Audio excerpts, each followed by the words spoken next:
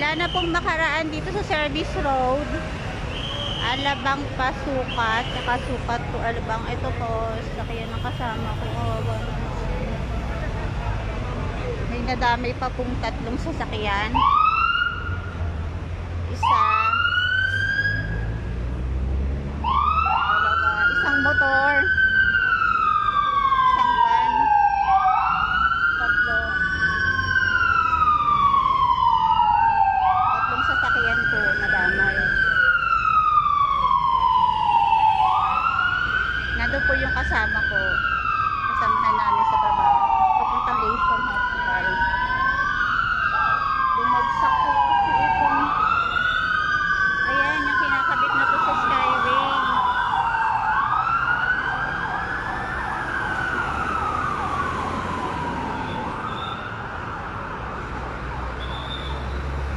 Sa kabitan po ito ng Alabang at ng Sukat. Yung dating ramp ng Skyway.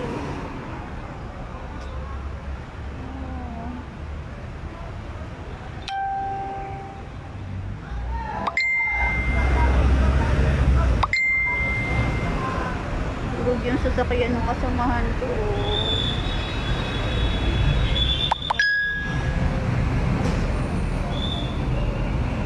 Buti nakuha pa po yung kahinaan.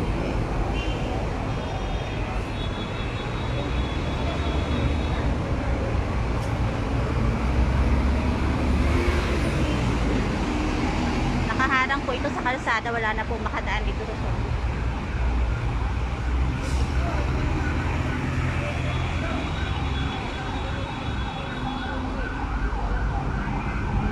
Heavy traffic po ngayon dito sa expressway pa northbound. Umagsak po kasi ito yung kinakabit na bakal dito, yung ramp.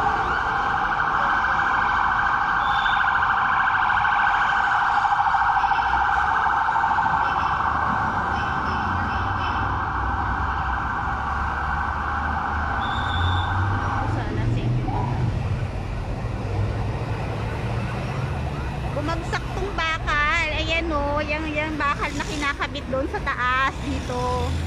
Ayan, hindi kinaya nitong lifter.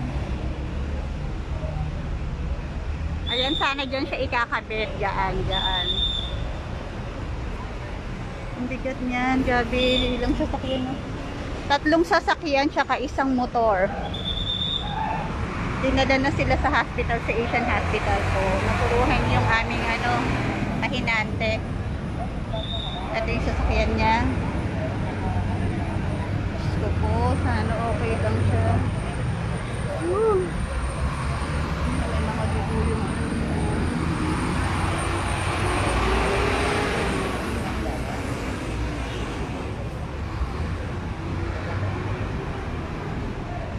ito po, baka kamag-anak niyo po ito.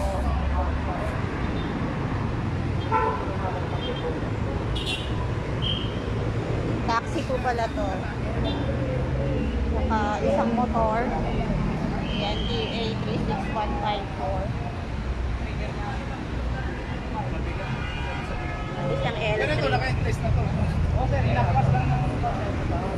Bigat niya. Hindi kinaya sir nung lifter. Hindi kinaya ng katawan yung counterweight. Oo. Paano ako binuha yung bata? Oo. Yung bata yung binuha ko naman.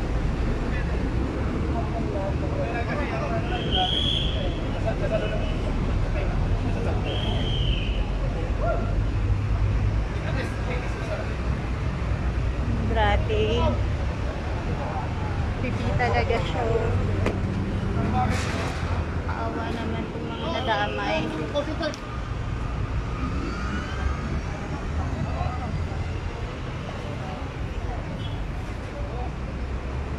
Sasakyan ng kasamahan ko. Magde-deliver din sila. Dito sila sa service road dumaan.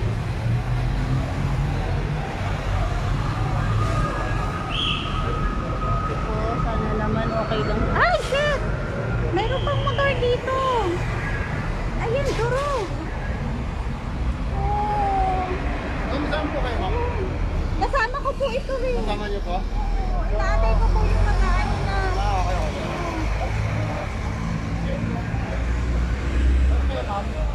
Sakli na rin po kami. Ito po, kasamahan ko po sa logistics. Saan ba may tao po sa loob? Wala po eh. Yung mga stocks po kasi importante po yan. Kaya antayin ko po yung Labas na lang po. andun yung sasakyan ko po. Sa labas na lang yun. Kasi kasama yung for time. Sasara. Paano po yung pwede silang pumunta dito mamaya? Mamaya o, mamaya. O sige, antayin ko po sila ha. Kaya lalabas muna ako kasi ko ako pero nasa drive